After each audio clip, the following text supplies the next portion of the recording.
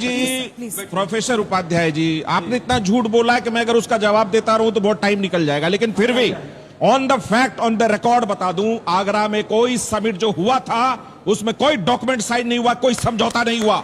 इस बात को आप लोग चेक करिए, ये झूठ बोलते रहते हैं।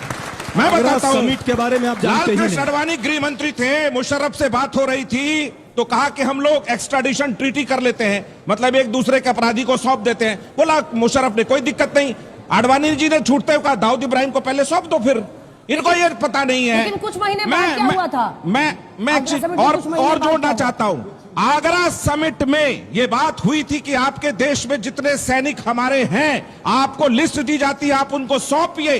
चूंकि पाकिस्तान का चेहरा दुनिया के सामने नंगा होता कि 1971 से लेकर के अब तक उन्होंने रखा हुआ है हमारे सैनिक को, वो मुकर गया। और आगरा समिट के बाद कुछ हुआ नहीं भारत और पाकिस्तान के बीच। आप ये भी चेक करिए कि भारत में सबसे पहले किसने कहा कि टेरर और टॉक एक साथ नहीं चल सकता। वो एनडीए की सरकार का स्टैंड था, मनमोहन सिंह का नहीं था ये कि टेरर और टॉक एक साथ नहीं चल सकता। ये तो टेरर से 2008 में जब हमला हुआ मुंबई पे और इंडियन एयरफोर्स के चीफ ने कहा कि हम हमला कर सकते, ये डर गए। इतना डरपोक प्रधानमंत्री भारत ने झेला, इतना डरपोक नेतृत्व झेला।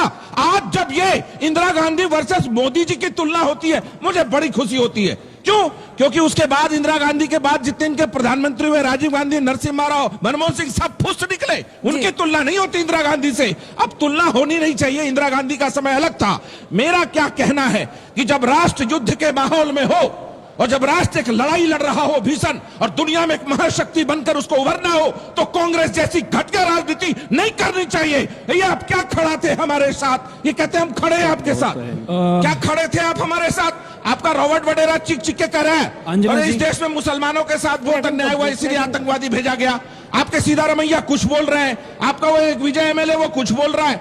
आप तय कर लेते कैसे खड़े थे। ये कह रहे हैं अभी कि युद्ध चल रहा था तो आप पीओके ले लेते। तो मेरा कहना, खड़े होने के पहले एक मेनू कार्ड बता के देते थे हमें, ये मेनू कार्ड है, पीओके लोगे तो तुम्हारे साथ है, पीओके नहीं लोगे तो तुम्हारे साथ नहीं है, नौ ठिकाने उड़ाओ। अरे सरकार है कि रेस्तरा समझ लिया आपने सरकार को? ये कैसे खड़े हैं? दिक्कत क्या है इनकी? आप देखिए, जिस दिन 9 ठिकाने उड़ाए भारत ने, राहुल गांधी जी का प्रेस कॉन्फ्रेंस देखिए। ऐसा उजड़ा हुआ राहुल गांधी मैंने अपने जीवन में नहीं देखा था। इतनी दबी हुई आवाज राहुल गांधी की जीवन में नहीं देखी थी, क्योंकि उसका भी जवाब मिला। इनकी गंदी देखिए, दिमाग में तुम्हारे जैसे कमिश्र मिश्रा जी, दिमाग का इलाज कराइए, दिमाग का इलाज कराइए। पीएम बता सकते आपको थे किसी साइकियाट्रिस्ट से मिलना चाहिए। मिस्टर उपाध्याय, मैंने आपके बीच में नहीं बोला। नहीं, क्यों नहीं बोला? जब भी मिर्ची लगाता हूँ, ये लोग पॉपकॉर्न की तरह मेढक की तरह कूदते रहते हैं। मैं मिर्ची बहुत अच्छा लगाता हूँ, आपको भी बेनकाब करूंगा। मैडम को चुप कराइए पहले, आप चुप होइए पहले। आपको मिर्ची लगती है, बाद में बात करेंगे। आप समझिए, उसको पहली बार राहुल गांधी जी को एहसास हुआ, अरे ये देश तो बहुत मजबूत लोगों के हाथ में, वो थोड़ा घबरा गए। वो इंतजार कर रहे थे ताका झाकी कुछ मिले। अब मैं सीरियस टॉक पे आता हूं। देखिए, युद्ध जीतने का एक बहुत बढ़िया तरीका होता है, युद्ध को टाला भी जाए, युद्ध को ना भी होने दिया जाए और दुश्मनों को डरा भी दिया जाए।